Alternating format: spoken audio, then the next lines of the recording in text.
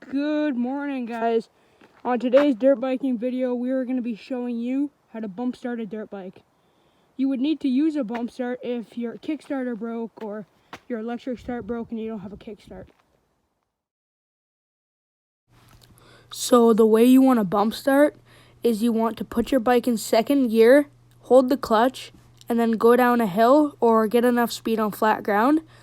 And then you want to let go of the clutch and then give it a tiny bit of gas, and the bike just starts right up. And you could see in that video how he didn't have any kickstart involved in that.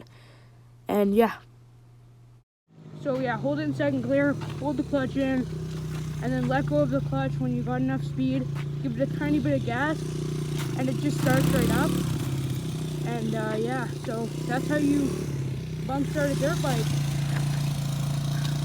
And this was our first tutorial video, so thank you guys for watching.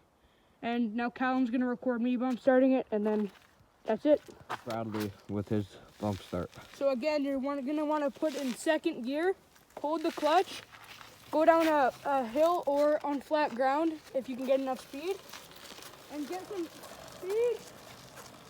And then when you got enough speed, what you're gonna want to do is let go of the clutch.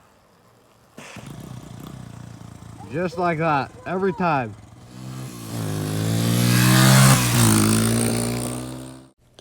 Thank you guys for watching today's video on how to bump start a dirt bike. Remember, you put it in second gear, hold the clutch, go down a hill, let go of the clutch, give it a little bit of gas.